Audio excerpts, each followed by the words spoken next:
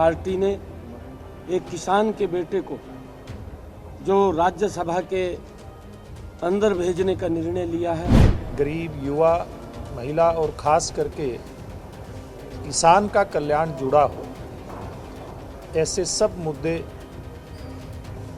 राज्यसभा में मैं उठाने का प्रयास करूंगा। हरियाणा के किसान के लिए भी बड़ी खुशी की बात है कि सुभाष बराला जी जैसा व्यक्तित्व राज्यसभा में जाकर के यहाँ के हमारे हरियाणा की आवाज को बुलंद किया। देखिए, मैं बराला जी को बहुत बहुत बधाई देना चाहूँगा कि पार्टी ने, आदरणीय मुख्यमंत्री जी ने एक ये बहुत अच्छा जो निर्णय लिया है कि जिन्होंने लंबे समय तक भारतीय जनता पार्टी को लगातार मजबूत करने का काम किया है। सुभाष बराला जी एक किसान परिवार से आते हैं और किसान परिवार के बेटे को आज राज्यसभा के अंदर पार्टी ने नॉमिनेट किया है। आज नॉमिनेशन फाइल हुआ है। मैं बधाई देना चाहूँगा कि लंबे समय तक सुभाष बराला जी जो किसान मोर्चा के नाते भी किसानों की आवाज़ को लगातार बुलंद करते रहे हैं, पार्टी को मजबूत करते हुए लंबे समय तक जिन्होंने कार्य किया है और विधानसभा के माननीय सदस्य भी सुभाष बराला जी रहे हैं। और आज पार्टी ने एक किसान के बेटे को जो राज्यसभा के अंदर भेजने का निर्णय लिया है, मैं आदरणीय मुख्यमंत्री जी का और तमाम केंद्रीय नेताओं का, आदरणीय नरेंद्र मोदी जी का, आदरणीय जगत प्रकाश नड्डा जी का मैं दिल से धन्यवाद करता हूं। आने वाले समय के अंदर सुभाष बराला जी का जो लंबा एक्सपीरियंस रहा है उसका लाभ सरकार को भी मिलेगा। सरकार के साथ साथ पार्टी को भी मजबूती की तरफ ले जाने का ये कदम है। कांग्रेस एक भी ऐसा विषय नहीं छोड़ती जहां पर कांग्रेस इस प्रकार के जातिवाद, क्षेत्रवाद और परिवारवाद के अंदर वो ग्रसित पार्टी है। इस समय के ऊपर उनको इस प्रकार के विषय जो वो रखते हैं वो दुर्भाग्यपूर्ण है। मैं देखता हूं कि कांग्रेस के समय के अंदर जिस प्रकार का एक बरादरी के अंदर भी सब बरादरियों खड़ी करने का काम कांग्रेस ने किया है, वो समाज के लिए भी उचित नहीं है।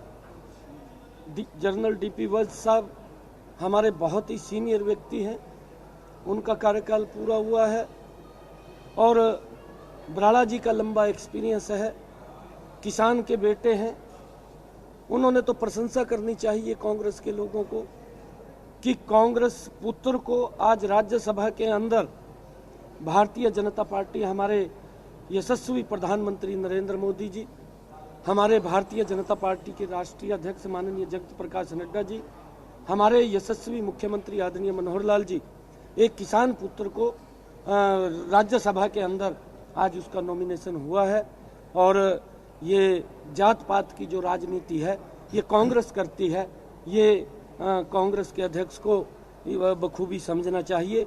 भारतीय जनता पार्टी राष्ट्र की बात करती है, राष्ट्र की मजबूती की बात करती है, जात पात की बात नहीं करती है। सोनिया गांधी जी राज्यसभा जा रही, तो आप ये मानते हैं कि कांग्रेस अपने कार्यकर्ताओं को या अपने पार्टी के पदाधिकारी जो कार्यकर्ता है उनको मौका देने की बजाय खुद इस तरीके के जब मौके आते हैं तो जाने की कोशिश रहती है? सोनिया गांधी खुद राज्यसभा की उम्मीदवार बनी है। देखिए, क्योंकि नरेंद्र मोदी जी के नेतृत्व में आज गरीब व्यक्ति का जो विकास हुआ है, उस तक जो योजनाबद्ध तरीके से लाभ पहुंचा है, आज कांग्रेस को ये लगने लगा है कि हम शायद किसी सीट से जीत करके नहीं आ पाएंगे।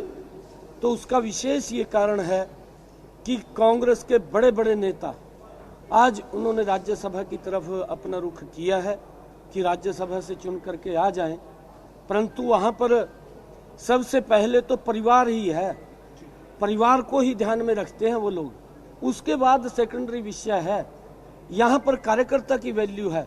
सबसे पहले कार्यकर्ता को देखते हैं, कार्यकर्ता का सम्मान करते हैं। मैंने कहा है कि लंबे समय तक सुभाष बराला जी ने पार्टी में किसान मोर्चा के अध्यक्ष के नाते सेवा की है, सबसे पहले तो युवा मोर्चा के प्रदेश अध्यक्ष के नाते लगातार हरियाणा में मजबूती से काम किया है। फिर किसान मोर्चा का अध्यक्ष होने के नाते हरियाणा प्रदेश के किसानों की आवाज को लगातार इन्होंने बुलंद किया है। और फिर पार्टी के अध्यक्ष होने के नाते भी इन्होंने लंबे समय तक कार्य किया है, पार्टी को मजबूत किया है और टोहाना से विधायक भी रहे।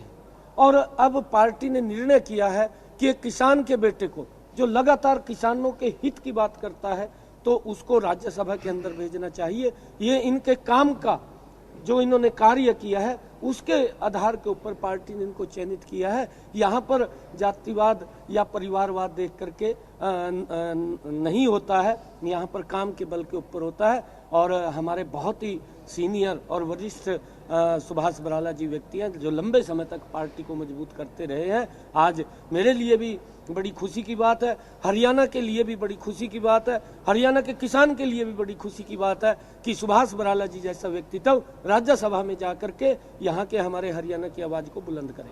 भारतीय जनता पार्टी के हमारे राष्ट्रीय अध्यक्ष आदरणीय जगत प्रकाश नड्डा जी, भारतीय जनता पार्टी के हमारे बहुत वरिष्ठ नेता और हरियाणा प्रदेश का लगातार नेतृत्व कर रहे प्रदेश के यशस्वी मुख्यमंत्री आदरणीय मनोहर लाल जी, हमारे प्रदेश के अध्यक्ष हमारे जुझारू साथी सांसद नायब सैनी जी और तमाम पार्टी नेतृत्व का मैं बहुत बहुत आभार प्रकट करता हूं कि जिन्होंने मुझ जैसे एक कार्यकर्ता के ऊपर ये विश्वास किया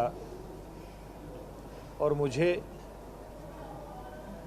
हरियाणा प्रदेश की तरफ से राज्यसभा में भेजने का मौका प्रदान किया। जहाँ तक राज्यसभा में काम की बात है तो निश्चित रूप से हरियाणा समेत तमाम जितने भी विषय इस प्रकार के होंगे जिससे गरीब, युवा, महिला और खास करके किसान का कल्याण जुड़ा हो, ऐसे सब मुद्दे राज्यसभा में मैं उठाने का प्रयास करूंगा ताकि इन सभी वर्गों का जो कल्याण करने का एक सिलसिला नरेंद्र मोदी जी के नेतृत्व में पिछले 10 साल से चल रहा है, उसमें मैं अपना सहयोग भी डाल सकूं। तो हमारे जितने भी विधायकगण भारतीय जनता पार्टी, जेजेपी और निर्दलीय विधायक जिन्होंने मुझे राज्यसभा में भेजने के लिए समर्थन दिया है, आपके माध्यम से ऐसे सभी माननीय विधायक गणों का मैं हमसे जुड़े रहने के लिए हमारे YouTube चैनल को सब्सक्राइब करें और नई वीडियो की नोटिफिकेशन के लिए बेल आइकॉन को दबाएं।